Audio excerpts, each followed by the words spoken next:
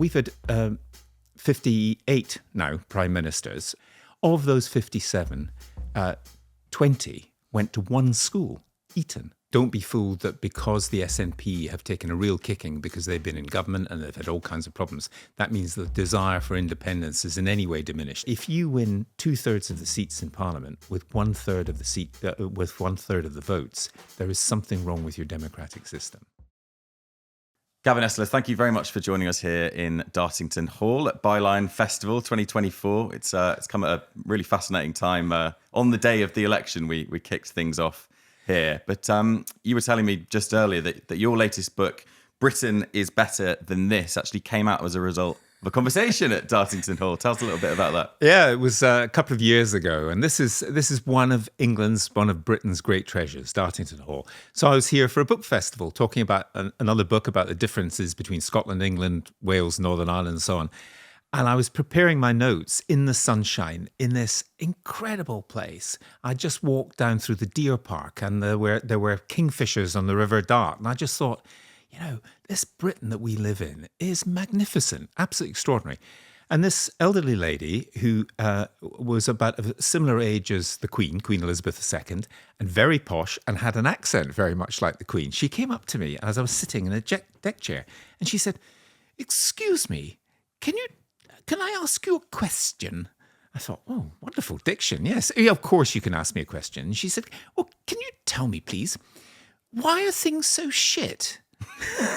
I thought we had a long conversation. I never got her name. I'd say right in the book that I call her Elizabeth because she was like that. And that was the focus. It was this country that we live in where it turns out we as citizens trust each other more than most other OECD countries that have been studied, but we trusted our government much less. So what was it that made us feel, on the one hand, wonderful? I was born in Glasgow, grew up in Edinburgh, lived in London, and then travelled around the world. This is a great country. So why do we have a succession of failures and really unsuitable people running the country? Why do we have 5 rotating prime ministers? Why do we have this illusion that our political system brings stability? Seriously? And which among us elected Liz Truss to become our Prime Minister? It was about 80,000 Conservative Party members who are I'm sorry, but they're a very odd group. They're a self-selected group of not many people. So why have we come to this? And that was the inspiration. And I owe the woman I think of as Elizabeth a great debt for making me think of it so succinctly. Well, it's a big theme of your book is democracy and the state of our institutions. You talk about the rotten state of Britain's constitution. Just talk us a little bit about that. How you think the nuts and bolts of our democracy have played a role. Yes, and I'm conscious that the C word in Britain, constitution, is like a swear word. But I get to that in the end because that was at the end of my inquiry. What I first started off by thinking was, why is it that we have in Cambridge University more Nobel Prize winners than any university in the world except Harvard? And in fact, we've got more Nobel Prize winners attached to Cambridge than most countries in the world except the United States and Britain itself. Why is it that the great franchises of Hollywood are very often based on British writers, British directors, the Tolkien sagas, the James Bond sagas, J.K. Rowling and so on? Why is it we have this? And yet we seem to have people that we wouldn't actually trust to, walk the dog or trust to babysit our children who become top people in our political system. I mean, it seemed to me very odd. So I started to look at the nuts and bolts, and I get to the Constitution in the end. Maybe we can talk about, but just some of the nuts and bolts. We've had 58 now prime ministers, but when I was writing it was 57 because we've just got Keir Starmer. Of those 57, 20 went to one school, Eton, and 30 went to one university, Oxford. In fact, most of the recent ones have gone to Oxford. Gordon Brown was one of the ones who was different from that. So we draw our talent from a very shallow end of the talent pool, it seems to me. And then there's the system through which people get preferment and so on. And in the end, when I went round the various ways in which we make up our political system, including the media, it occurred to me that we don't even have a user's manual. There's no constitutions, written constitutions are not necessarily a sign of success. Russia's got one. It's a great constitution. I read it in translation for the book, but Putin doesn't pay any attention to it. America's got a very interesting constitution. And of course, it's got real problems now. But the one thing is every American I've ever met can engage in a discussion about how their country is run because they know. We don't. We go, it's the crown? Well, what is the crown? And if you look at, for amusement, I quote long sections of bits that are written about our British constitution.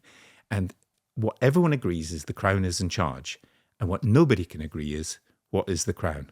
So if you can't agree what gravity is or a red light or murder, you'd be in trouble. But not agreeing the core of our entire constitution, what that actually means, seems to me that's a bit of a problem. And the fact that, the UK constitution, if we can call it that, is so shrouded in mystery and mystique, and, the fact that many voters don't really know, understandably, how, our politics works. Do you think that contributes to the fact that, it's only people who really understand how it works that are trained in this, go through these privately educated systems and Oxbridge? Does that play a role in this? Well, I don't think they know how it works. I think they know it will work for them because it's so vague. It's hocus pocus. It is absolutely, smoke and mirrors. Walter Bagehot talked about the English constitution, not the British constitution. Nobody really talked about that until fairly recently. The English constitution is something that you mustn't shine light on magic. Hello? What if are you familiar with the concept of magic? Magic is an illusion. And the other thing that used to be said was, well, it may not work in theory, but we don't need that because it works in practice. I would put it to you that the last 14 years have shown just how broken we are and that it doesn't work in practice. And the third thing I would say is we've written constitutions for more than 50 countries around the world. We, the British, lawyers and others, including Germany, and very simple ones. In Germany's case, this is what Berlin does, and the rest goes to the Länder, the states. Whereas what we have done is we've said, oh, well, we can't have proportional representation because that's really bad. But it's all right for Scottish people or Welsh people or people in Northern Ireland. And by the way, it's all right for every other country in Europe except one, Belarus, which is a dictatorship of Lukashenko. But we're fine with that.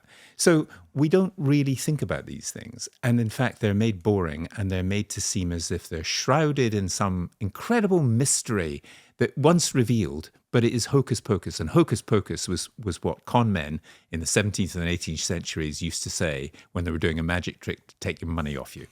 I think there may be a similarity there. You've also written at length about the state of the union falling apart, partly as a result of these democratic insecurities or shortcomings.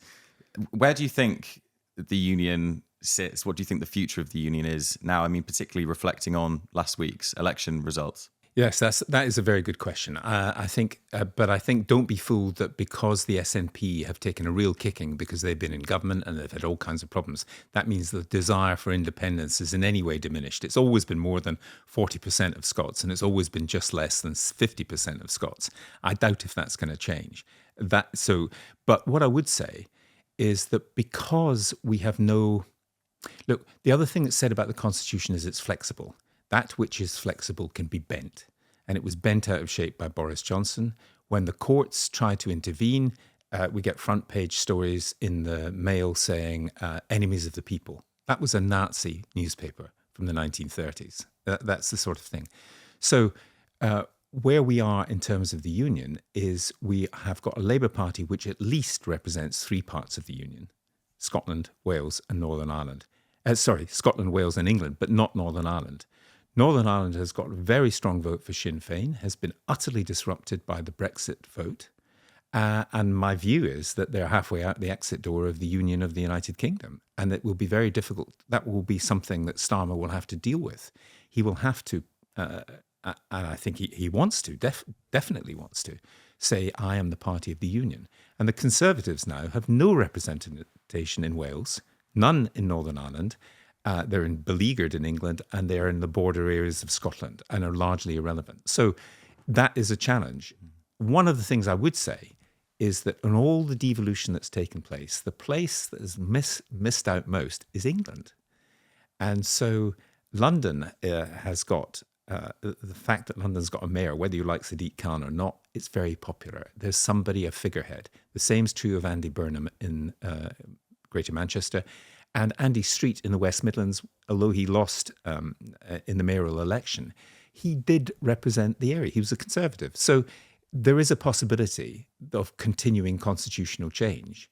But it seems to me that we've got to actually talk about it and talk about our failure to grasp the possibilities.